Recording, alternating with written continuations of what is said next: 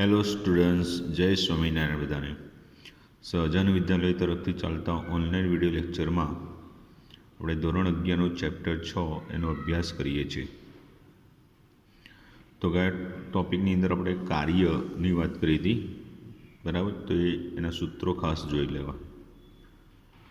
હવે આ બી ટૉપિક ઉષ્માધારિતા, જેને બીજું કહેવાય ઉષ્મા ક્ષમતા કહેવાય, એ બી એટલો બોર્ડની અંદર મીન્સ આ વર્ષે કેન્સલ કરેલો જે 30% સિલેબસ કટ છે એનો ટૉપિક છે, પણ આ બી કોમ્પિટિટિવ એક્ઝામો અને દાખલાઓ માટે ખાસ ઉપયોગી છે, બરાબર. એટલે ચલાવીએ છીએ, એકવાર સમજી લેવું ખાસ આગ્રહ છે કે અમે મહેનત કરીએ છીએ. ચલો, તો એની સમજૂતી રૂપે જોઈએ તો પ્રણાલી છે એને ઉષ્મા કઈ રીતે, કોઈ બી પ્રણાલી છે એને ઉષ્મા કઈ રીતે હેરફેર કરવામાં આવી છે એના માપન વિશે આપણે જાણીએ. કોઈ બી પ્રણાલી હોય, એ પ્રણાલી છે એને ઉષ્મા કઈ રીતે હેરફેર મીન્સ કે આપવામાં આવી છે કે એમાંથી દૂર કરવામાં આવી છે, એ હેરફેર કરવામાં આવી એના માપન વિશે જાણીએ. જો ઉષ્માનું શોષણ થયું હોય તો ઉષ્મા પ્રણાલીના તાપમાનમાં વધારા તરીકે જણાશે. ઉષ્મા શોષાય તો એ પ્રણાલીને ઉષ્મા મળે એટલે પ્રણાલીના તાપમાનમાં શું કરે, વધારો કરે. એટલે જો ઉષ્માનું શોષણ થયું હોય તો ઉષ્મા પ્રણાલીના તાપમાનના વધારા તરીકે જણાશે. તો તાપમાનનો વધારો એ હેરફેર થયેલી જે ઉષ્મા છે એને સમપ્રમાણમાં છે. તાપમાનનો જે કંઈ વધારો થાય છે એ વધારો શાના, તો કે હેરફેર થયેલી ઉષ્મા છે એના કેવા છે, સમપ્રમાણ છે. સો ક્યુ ચલે છે ડેલ્ટા ટી. ચલન દૂર કરી એટલે ક્યુ ઇક્વલ ટુ ગુણાંક ઇન્ટુ ડેલ્ટા ટી. ગુણાંક એટલે એક અચળાંક. તો આ જે ગુણાંક છે ક્યુ, આ ગુણાંક છે એ ગુણાંક ક્યુની માત્રા, જે ઉષ્મા છે એની માત્રા, પછી પ્રણાલીના પરિમાપ, બરાબર. ઉષ્માની માત્રા, પ્રણાલીના પરિમાપ, સંગઠન અને સ્વભાવ ઉપર આધાર રાખે છે. તો આથી લખી શકીએ કે ક્યુ બરાબર આ જે ગુણાંક છે એને સી કહી દઈએ. સી સંજ્ઞા મૂકી દો, ક્યુ બરાબર સી ઇન્ટુ ડેલ્ટા ટી, બરાબર. એટલે સીને કરતાં બનાવો તો સી બરાબર ક્યુ બાય ડેલ્ટા ટી. એટલે તાપમાનના વધારો રૂપે શોષાયેલી ઉષ્મા ભાગ્યા તાપમાનમાં થયેલો ફેરફાર. તો આ ગુણાંક સી છે એને શું કહેવાય છે, ઉષ્માધારિતા કહે છે. શું કહે છે, ઉષ્માધારિતા. તો જો એની વ્યાખ્યા રૂપે કેવું હોય તો એની વ્યાખ્યામાં કોઈ બી પ્રણાલી હોય એના તાપમાનમાં, કોઈ પણ પ્રણાલી હોય એ પ્રણાલીના તાપમાનમાં કેટલો 1°C વધારો કરવા. કેટલાનો, 1°C છે. પ્રણાલીના તાપમાનમાં 1°C વધારો કરવા. 1°C લખો કે 1 કેલ્વિન લખો. પ્રણાલીના તાપમાનમાં 1°C અથવા 1 કેલ્વિનનો વધારો કરવા માટેની જરૂરી ઉષ્મા હોય એ જરૂરી ઉષ્માના જથ્થાને શું કહેવાય છે, ઉષ્મા ક્ષમતા કહે છે, બરાબર. આ એની વ્યાખ્યા છે. તો સાંભળી લેજો. જો ઉષ્માધારિતાની વ્યાખ્યા આપણે કીધી તો એ ગુણાંક સી એટલે એની સંજ્ઞા સી થઈ. તો જો આ ઉષ્માધારિતા સી જાણતા હોઈએ તો તાપમાન છે એ તાપમાનના વધારાના માપન પરથી, ઉષ્માધારિતા જાણતા હોઈએ તો તાપમાનના વધારાના માપન પરથી કેટલી ઉષ્મા પૂરી પાડવામાં આવેલી છે એ માપી શકીએ છીએ, બરાબર. હવે ઉષ્માધારિતા સી ઘણી મોટી હોય, એવા સીનું મૂલ્ય ઘણું મોટું હોય તો ક્યારે હોઈ શકે, ક્યુ મોટું હોય અને ડેલ્ટા ટી ખૂબ નાનું હોય. તો ઉષ્માધારિતા સી ઘણી મોટી હોય તો ઉષ્માનો જથ્થો એ ઘણા નાના તાપમાનમાં વધારામાં પરિણામે છે. જો ઉષ્મા ક્ષમતા સી ઘણી મોટી હોય તો ઉષ્માનો જથ્થો ખૂબ નાના કે ઘણા નાના તાપમાનમાં વધારામાં પરિણામે છે. એટલે બહુ વધારે ઉષ્મા ક્ષમતા હોય તો એ ઉષ્માના જથ્થા વડે તાપમાનમાં ખૂબ નાનો વધારો પરિણામે છે. તો આ રીતે પાણીને ઘણી ઊંચી ઉષ્માધારિતા છે, એટલે તેનું તાપમાનમાં વધારા માટે ઘણી વધારે ઉર્જા જોઈએ છે. બરાબર. શું કીધું? પાણીની ઉષ્મા ક્ષમતા અથવા ઉષ્માધારિતા ખૂબ વધુ છે, એટલે એનું તાપમાન વધારવા માટે ઘણી વધારે ઉર્જા જોઈએ છે. પેટ્રોલ ડીઝલ બધા કરતાં પાણીને વધારે ઉષ્મા જોઈએ. તો સી એ પદાર્થના જથ્થાને સમપ્રમાણમાં પણ છે. આ ખાસ ધ્યાન દો. સી પદાર્થના જથ્થાના સમપ્રમાણમાં છે. તો જથ્થો આપણે મોલ અને દળમાં દર્શાવીએ તો એ પરથી કે બે પ્રકારની ઉષ્માધારિતા બને. શું કીધું? આ જે ઉષ્મા ક્ષમતા સી છે એ સી કોના? દ્રવ્ય હોય એ પદાર્થ હોય એના જથ્થા પર, દ્રવ્યના જથ્થા પર પદાર્થ છે એના દ્રવ્યના જથ્થા ઉપર આધાર રાખે છે. દ્રવ્ય છે એના જથ્થા ઉપર આધાર રાખે. હવે જથ્થો બે રીતે હોય, એક મોલમાં દર્શાવીએ અને બીજું દળમાં દર્શાવીએ. મોલમાં દર્શાવીએ તો એ ઉષ્માધારિતાને શું કહેવાય? મોલર. કેવી? મોલર ઉષ્માધારિતા. કેવી? મોલર ઉષ્માધારિતા. અને જો દળમાં દર્શાવીએ તો દળ માટે શું લખાય? વિશિષ્ટ ઉષ્માધારિતા. વિશિષ્ટ ઉષ્માધારિતા. બરાબર. એક મોલર ઉષ્માધારિતા અને બીજી વિશિષ્ટ ઉષ્માધારિતા, બે પ્રકાર બને. શાના આધારે? દ્રવ્યના જથ્થાને આધારે. તો સાંભળજો. તો મોલર ઉષ્માધારિતા CM એટલે C/N. એટલે એને કેવું હતું? જે પદાર્થના એક મોલ, જે પદાર્થ છે એ પદાર્થના એક મોલ માટે છે. અને એને વ્યાખ્યાયિત કર્યું, એક મોલ પદાર્થનું 1°C. એક મોલ પદાર્થનું કેટલું? 1°C. એટલે અથવા તો 1 કેલ્વિન તાપમાનના વધારા માટેની જરૂરી ઉર્જા છે. તો આને આમ લખવું તો લખી શકાય કે CM બરાબર શું લખી શકાય? CM બરાબર C/N. એક મોલ માટે છે. પણ સીની જગ્યાએ બરાબર CM એટલે મોલર ઉષ્માધારિતા બરાબર C/N. પણ ઉષ્માધારિતા સીની જગ્યાએ શું લખી શકાય? Q/Δt × N. આ મોલર ઉષ્માધારિતા માટેનો એકમમાં ખ્યાલ આવે શું આવે? ઉષ્માનો એકમ જૂલ. આનું તાપમાન ફેરફાર અહીંયા કેલ્વિન થશે. એટલે આમ સીનો એકમ થશે જૂલ કેલ્વિન ઇન્વર્સ કે સેલ્સિયસ ઇન્વર્સ.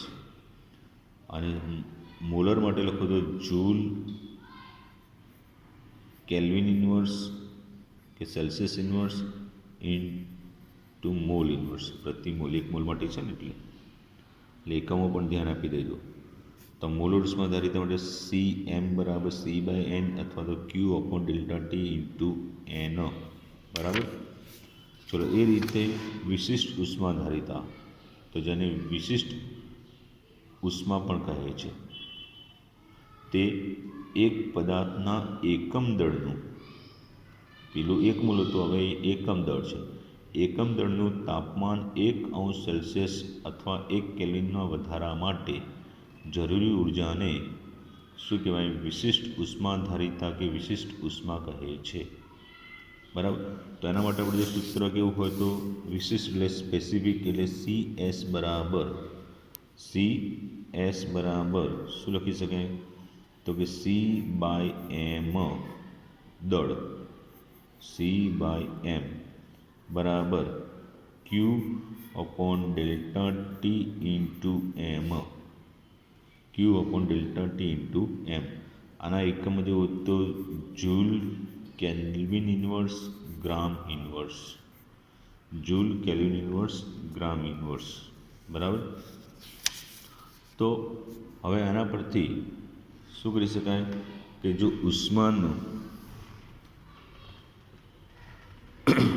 જે નમૂનો છે કે પદાર્થ છે એની ઉષ્મા શોધવી હોય તેના માટે 1°C તાપમાનના વધારા માટે જરૂરી ઉષ્મા, કોઈ નમૂનાની ઉષ્મા Q શોધવી હોય તેના માટે 1° તાપમાનના વધારા માટે જરૂરી ઉષ્માને દ્રવ્યના દળ અને વિશિષ્ટ ઉષ્માનો ગુણાકાર કરીએ, બરાબર. એટલે કે દળ m અને તાપમાનનો ફેરફાર ડેલ્ટા ટી. હમણાં આપણે સૂત્ર બતાવ્યું હતું એ ઉષ્માનો જથ્થો Q ગણવો હોય તો Q બરાબર શું થઈ જશે?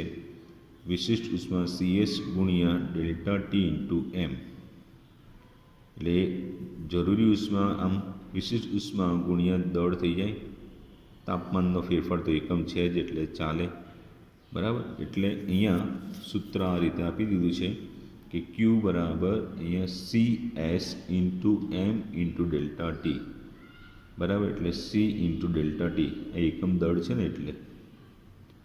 ઓકે, તો આ રીતે ઉષ્માધારિતા એટલે ફરી એક કે કોઈ બી પદાર્થના તાપમાનમાં 1° કે 1 કેલ્વિનના વધારા માટેની જરૂરી ઉષ્માનો જથ્થો છે. હવે એમ એક અગત્યનું કે આદર્શ વાયુ માટે CP-CV વચ્ચેનો સંબંધ, આમ તો આ કટ થયેલું ને, તો જો કટ ના થયું તો બહુ અગત્યની IMP ઇમ્પોર્ટન્ટ થિયરી બની જાય તારી 2 માર્ક્સ માટે. હવે અચળ કદે ઉષ્મા ક્ષમતા C ને CV તરીકે અને અચળ દબાણે ઉષ્મા ક્ષમતા C છે એને CP વડે, અચળ કદે C છે એને CV, અચળ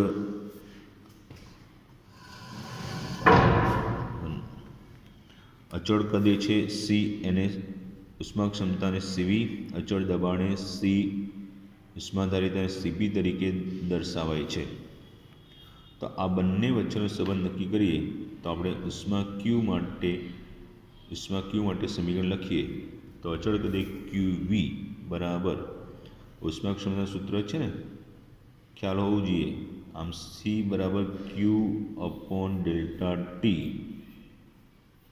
હા, તેમાં Qને કરતા બને તો Q બરાબર C ઇન્ટુ ડેલ્ટા ટી. એ પરથી QV બરાબર CV ઇન્ટુ ડેલ્ટા ટી અને QV બરાબર તો જાણીએ છીએ ડેલ્ટા યુ, આગળ આવી ગયું.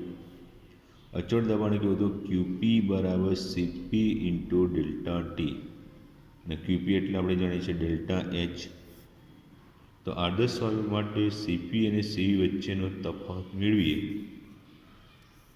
તો 1 મોલ આદર્શ વાયુ માટે ડેલ્ટા H બરાબર ડેલ્ટા યુ પ્લસ ડેલ્ટા, હવે આપણે પેલું સૂત્ર હતું ડેલ્ટા H બરાબર delta U plus P delta V. પણ હવે બેને ફેરફાર લાગુ પાડવો એટલે ડેલ્ટા કૌંસમાં પી ઇન્ટુ વી. તો ડેલ્ટા H બરાબર ડેલ્ટા યુ પ્લસ પીવી બરાબર NRTમાં N એક લઈએ એટલે પીવીની જગ્યાએ RT. તો ડેલ્ટા યુ પ્લસ, હવે આર તો અચળ છે એટલે આર ઇન્ટુ ડેલ્ટા ટી. તો ડેલ્ટા એચ બરાબર delta U plus R into delta T થયું. એમાં ડેલ્ટા એચ અને ડેલ્ટા યુની કિંમતો આ મૂકી દઈએ. આ ડેલ્ટા એચની કિંમત, આ ડેલ્ટા યુની કિંમત. તો ડેલ્ટા એચની જગ્યાએ સીપી ડેલ્ટા ટી, ડેલ્ટા યુની જગ્યાએ સીવી ડેલ્ટા ટી. તો સીપી ડેલ્ટા ટી બરાબર CV delta T plus R delta T.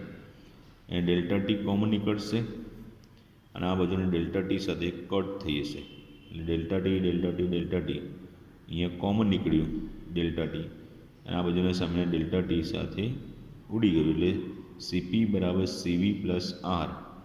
તો માટે R equal to CP minus CV એ સંબંધ થશે. કોની વચ્ચેનો? સીપી સીવી વચ્ચેનો, બરાબર. તો સીપી માઇનસ સીવી બરાબર આર થશે. હવે એના પરથી એક અગત્યનો દાખલો પણ જોઈ લઈએ છીએ એટલે ઉષ્માધારિતાના ટોપિકની ચર્ચા થઈ જાય કે ભાઈ 1 ગ્રામ ગ્રેફાઇટ છે અને 298 કેલ્વિન તાપમાને અને 1 વાતાવરણ દબાણે નીચેની પ્રક્રિયા પ્રમાણે બોમ્બ કેલરીમીટરમાં વધુ પ્રમાણમાં ઓક્સિજનની હાજરીમાં બાળવામાં આવ્યો. Graphite plus O2 gives CO2. પ્રક્રિયા દરમિયાન તાપમાન 298 કેલ્વિનથી વધી 299 કેલ્વિન થાય છે. તો બમ્પ કેલરીમીટરની ઉષ્માધારિતા જો 20.7 કિલો જૂલ પ્રતિ કેલ્વિન હોય તો 298 કેલ્વિન તાપમાન અને 1 વાતાવરણ દબાણે ઉપરની પ્રક્રિયાની એન્થાલ્પી કેટલી થશે? બરાબર. તો જોઈએ તો ધારો કે ક્યુ એ શું છે? પ્રક્રિયા ક્યુ એ આપણે જાણીએ છીએ કે પ્રક્રિયા મિશ્રણની ઉષ્માનો જથ્થો છે અને સીવી એ કેલરીમીટરની ઉષ્માધારિતા છે. બરાબર. તો આપણે સોશિયલિસ્ટમાં ક્યુ બરાબર સીવી ઇન્ટુ ડેલ્ટા ટી કહેવાય. હવે અહીંયા પ્રક્રિયા છે એ પ્રક્રિયાની ઉષ્મા જથ્થાની માત્રા સરખી, જેટલી કેલરીમીટર દ્વારા ઉષ્મા ગુમાવે એટલી પ્રક્રિયા દ્વારા મેળવાય. બરાબર. પણ એટલે સંજ્ઞા કેવી થશે? વિરુદ્ધ. તો પ્રણાલી એટલે કે પ્રક્રિયા મિશ્રણ ઉષ્મા ગુમાવે તો સામે ઉષ્મા એટલી જ ઉષ્મા કોણ? કેલરીમીટર મેળવે. કેલરીમીટર ગુમાવે તો એટલી ઉષ્મા પ્રક્રિયા મેળવે.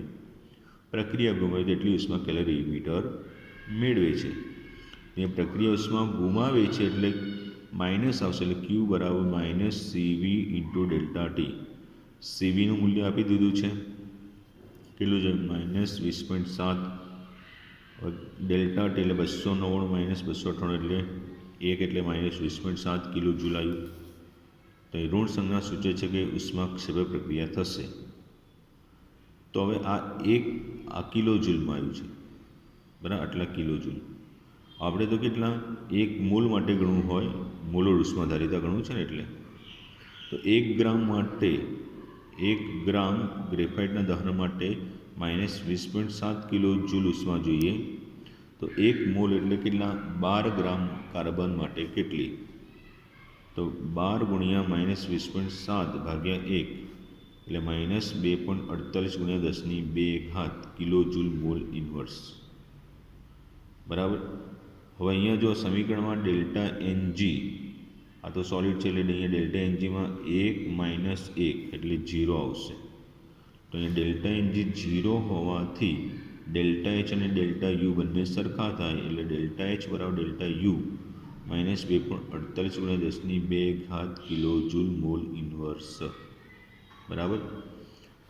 તો એકવાર જોઈ લો અને આ વિડીયો લેક્ચર પણ એકવાર સમજી જોઈ લેવાનો રહેશે. બરાબર. સૂત્રો ખાસ લખી તૈયારી કરી લેવા, કારણ કે સૂત્રો પરથી કોમ્પિટિટિવ એક્ઝામમાં ઘણા MCQ આધારિત દાખલાઓ અથવા પ્રશ્નો પૂછાય છે. બરાબર. જય સ્વામિનારાયણ.